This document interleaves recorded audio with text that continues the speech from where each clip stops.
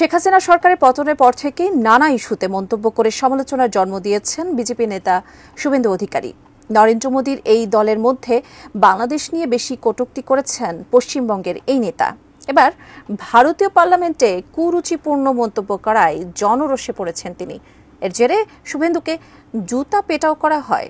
প্রশ্ন হচ্ছে, কি বললেন বিজেপি নেতা? এই মুহূর্তে রিপাবলিক বাংলার সাংবাদিক সন্তু পান আমাকে অ্যারেস্ট করছে, সাংবাদিককে গ্রেফতার করছে, একজন সাংবাদিককে গ্রেফতার করছে এভাবে পুলিশ। ছবি দেখানোর চেষ্টা করবো, আমাকে আটকে রেখেছে পুলিশ। সে হলো ময়ূখ রঞ্জন। আমি তো আপনাদের সামনে দিয়ে বলে দিচ্ছি ওর নামে একটা মামলাও হচ্ছে। এরা টিভিতে বসে বসে ডায়লগ মেরে চট্টগ্রাম দখল নিয়ে নিল। পেঁয়াজ ও আলু আমদানি করতে একক উৎস ভারতের উপর নির্ভর না করে বিকল্প খুঁজছে বাংলাদেশ। এ কারণে ভারত জুড়ে কৃষকদের মধ্যে অসন্তোষ চরম আকার ধারণ করেছে।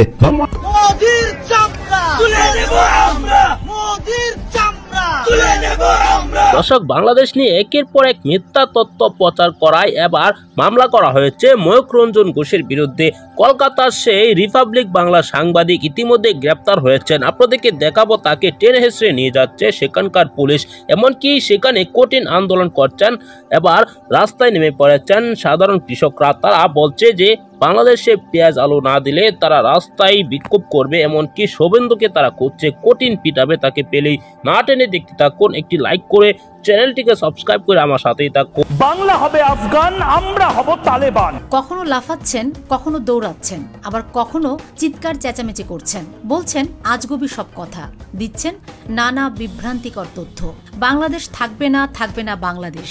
এই বুঝি বাংলাদেশ থেকে হারিয়ে গেল চট্টগ্রাম। আজ আমি চিৎকার করব না, আমি রেগে কোনো কথা বলবো না, আমি অভিমান করেছি, আমি শোকাহত। এমন অসংখ্য উদ্ভট কথার মাধ্যমে অনবরত বিভ্রান্তিকর তথ্য ও গুজবের জন্ম দিয়ে চলেছেন ভারতীয় টেলিভিশন চ্যানেল রিপাবলিক বাংলার সিনিয়র এডিটর ও হেড অফ ইনপুট হিসেবে কর্মরত ময়ূখ রঞ্জন ঘোষ। তবে বাংলাদেশে তিনি উন্মাদ উপাধি পেয়েছেন।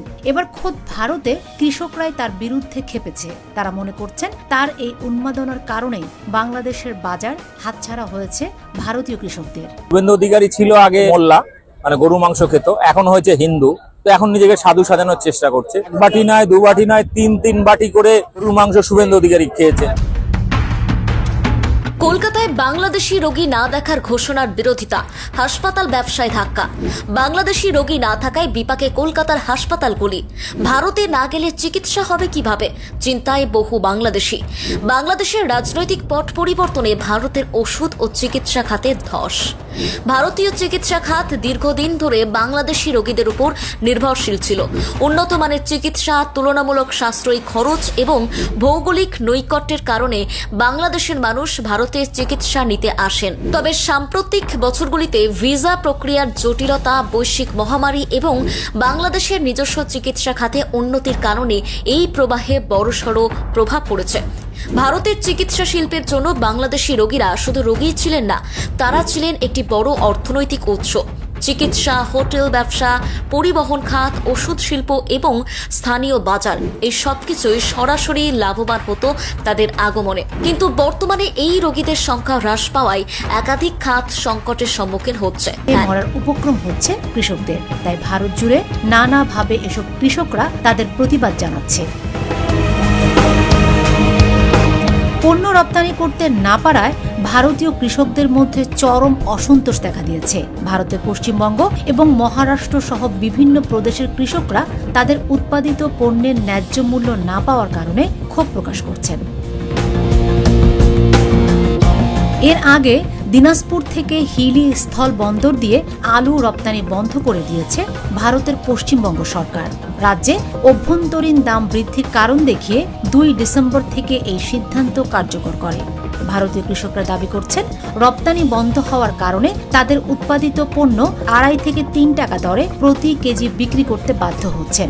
আর কম দামে বিক্রি করায় উৎপাদন খরচও তুলতে পারছেন না তারা। রাস্তায় আলু এবং পেঁয়াজ ফেলে প্রতিবাদও করছেন কৃষকরা। এ সময় ভারতীয় এক কৃষক বস্তা ভর্তি আলু ময়ূখ রঞ্জনের বাড়ির সামনে ফেলে সাংবাদিকদের বলেন, বাংলাদেশ আমদানি বন্ধ করায় এই আলু আমাদের 2-3 টাকা করে বিক্রি করতে হচ্ছে। ফলে এই আলু আমাদের রাস্তায় ফেলে দেওয়া ছাড়া উপায় নেই। আর এই সব কিছুর জন্য রিপাবলিক টিভির ময়ূখ ও বিজেপি নেতা শুভেন্দু অধিকারী দায়ী। থেকে বাংলাদেশ মোটামুটি স্বস্তিতে রয়েছে। নিজেদের উৎপাদিত পণ্যের সাথে আলু ও পেঁয়াজের মতো সবজি আমদানিতে একক উৎস দেশের উপর নির্ভর না করে বিকল্প দেশ থেকেও আমদানি করছে বাংলাদেশ। বাংলাদেশ এখন পাকিস্তান ও চীন থেকে পেঁয়াজ আমদানি করছে। সরকারের এই সিদ্ধান্তের ফলে বাংলাদেশের স্থিতিশীলতা বজায় থাকবে বলে আশা করা হচ্ছে। ভারতের কৃষকরা অভিযোগ করছেন এর জন্য দায়ী রিপাবলিকান টিভির ময়ূখ রঞ্জন ঘোষ। তারা আরও বলেন, ময়ূখ রঞ্জন প্রতিনিয়ত মিথ্যা সংবাদের মাধ্যমে বাংলাদেশের সাথে ভারতের বাণিজ্যিক সম্পর্ক নষ্ট করছে। আমদানি বন্ধ হওয়ায় আমাদের এখন ভিক্ষা করার মতো অবস্থা। এবার সেই ময়ূখ রঞ্জনের বাড়ি ঘেরাও করল বিক্ষুব্ধ কৃষক ও জনতা। এ সময় তাদের স্লোগান দিতে দেখা যায়, মিথ্যা খবর বন্ধ করো, কৃষকদের রুটি রুজির জবাব দাও। ভারতের গুজব মিডিয়া এবার নিজেদের করা গর্তে নিজেরাই হাবুডুবু খাচ্ছে। সরকার গঠনের পর থেকেই ঢাকা নয়াদিল্লির সম্পর্ক তলানিতে গিয়ে ঠেকেছে। বিশেষ করে ভারতের ক্ষমতাসীন বিজেপির নেতারা বাংলাদেশ নিয়ে একের পর এক কটূক্তি করেই চলছে। চলমান এই উত্তেজনা ও বাংলাদেশকে নিয়ে বেশি বিষোদগার ছড়িয়েছেন পশ্চিমবঙ্গের নেতা শুভেন্দু অধিকারী। তাদের ব্যথা বেদনার আপনি আমি কেউ অংশীদার হতে পারব। এবার পশ্চিমবঙ্গের মুখ্যমন্ত্রী মমতা ব্যানার্জিকে নিয়ে কুরুচিপূর্ণ মন্তব্য করায় জনরোষে পড়েছেন শুভেন্দু।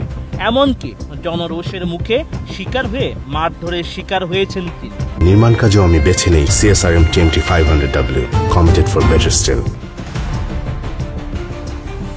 সম্প্রতি পশ্চিমবঙ্গের নন্দীগ্রামে এক পথসভায় গিয়েছিলেন শুভেন্দু অধিকারী।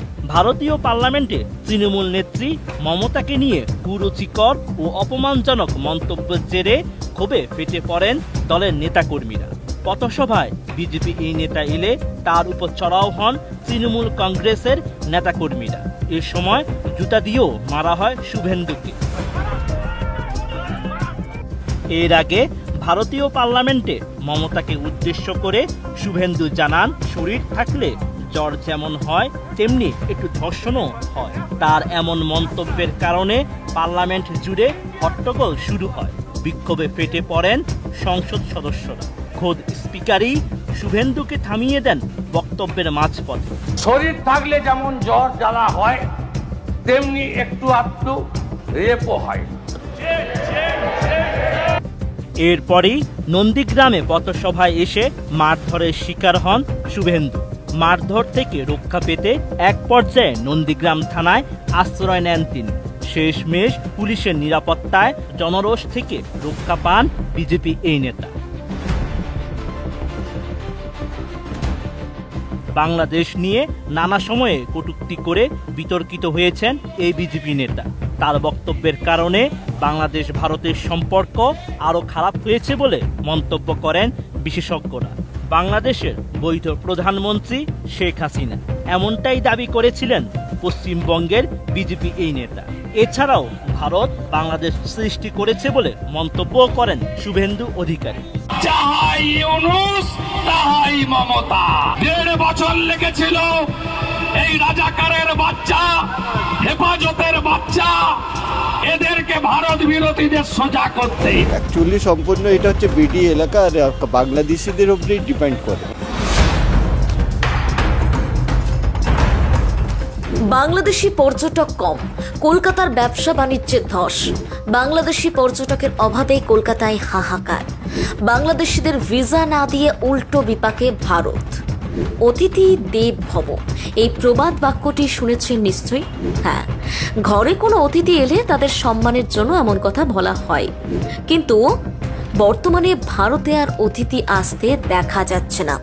বাংলাদেশি পর্যটকের শূন্যতায় খাঁ খাঁ করছে কলকাতা, চেন্নাইয়ের মতো বড় শহরগুলি।